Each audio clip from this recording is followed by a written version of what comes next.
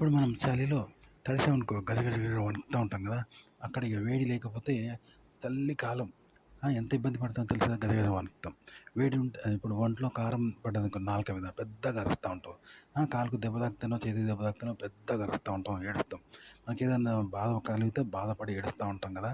ఇవన్నీ కూడా కావాలని చేస్తామా? మనకు తెలియకుండా జరుగుతాయి కదా! అట్లనే ఒక వ్యక్తిని బాగా తిడతా ఉన్నాం. ఎందుకు తిడతాన్నావు? వాడి వల్ల మనకేదో నష్టం జరిగింది. వాని మీద కోపం ఉన్నది. వాడేదో మోసం చేసిండు. తక్లీఫ్ కాబట్టి వ్యతిరేకత ఉండే అరుస్తా ఉంటాం. అలాగే ఒక వ్యక్తి మీద ఇష్టమైందనుకో, వాడు మంచి పని చేసిండు.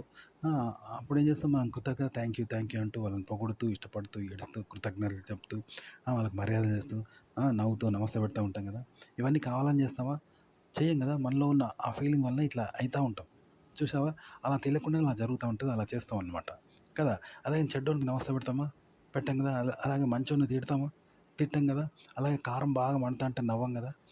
అలాగే తియ్యగా నాలుక మీద తీపి పడ్డప్పుడు కారం అని అరవం గదా! అరవం.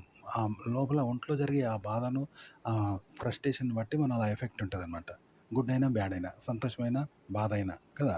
ఇగో ఇలా ఎఫెక్ట్ ఇవ్వాలి. ఆ ఎఫెక్ట్‌తో మీరు కెమెరా ముందు మాట్లాడండి. అయితే ఇది ఎట్లా అంటే, ఇప్పుడు మనం వర్షంలో తడుస్తాం అనుకో, వర్షంలో తడిస్తే గజ గజ గజ వణుకుతాం. కానీ ఎండ ఉన్నప్పుడైతే ఎవరైనా వణుకుతారా? వణకరు గదా!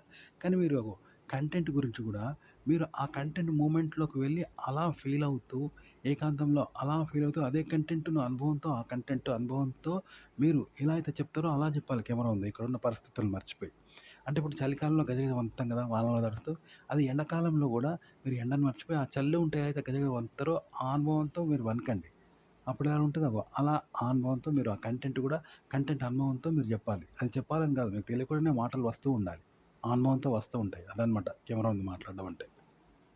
కెమెరా ముందు మాట్లాడడం అంటే, మనం మాట్లాడడం గాదు. అనుభవం మనల్ని మాట్లాడిస్తుంది. అనుభవంతో మాట్లాడతాం. అంటే అనుభవం మనం మాట్లాడిస్తుంటే మాట్లాడతాం అని అర్థం. అనుభవం మాట్లాడుతుంది. అనుభవంతో మాట్లాడతాం. అంటే అనుభవం మాట్లాడిస్తే మాట్లాడతాం అనమాట. కెమెరా ముందు మాట్లాడడం అంటే అనుభవాన్ని మాట్లాడడం. అంటే మనం మాట్లాడడం కాదది. అనుభవాన్ని మాట్లాడడం అంటే మన అనుభవాన్ని తెలియజేయడం. ఎందుకంటే అనుభవానికి భాష లేదు. ఇప్పుడు ఒంట్లో కలిగే నొప్పి, భయము, ఆందోళన ఎన్నో ఉంటాయి కదా! అవి పక్కోళ్ళకి తెలియదు. కాబట్టి దాన్ని తెలియజేయడం. అంటే దానితో తెలియజేయడం. దాన్ని తెలియజేయడం. అది మనల్ని తెలియజేసేలా చేయడం అనమాట. అది మనల్ని అలా తెలియజేసేలా చేస్తుంది. మనం తెలియజేయడం కాదు అది. అట్లా అనమాట. కాబట్టి అనుభవానికి లోను కావాలి. అంటే అనుభవం మనల్ని అనుభవానికి లోను చేయాలి. అనుభవం మనల్ని అతి ఆక్రమించాలి. మనం అనుభవానికి లోను కావాలనమాట. అదనమాట. మనల్ని మనం కోల్పోయి అనుభవానికి లోనవ్వాలి. అప్పుడే కెమెరా ముందు అనుభవంతో మాట్లాడతాం. అనుభవం మాట్లాడుతుంది.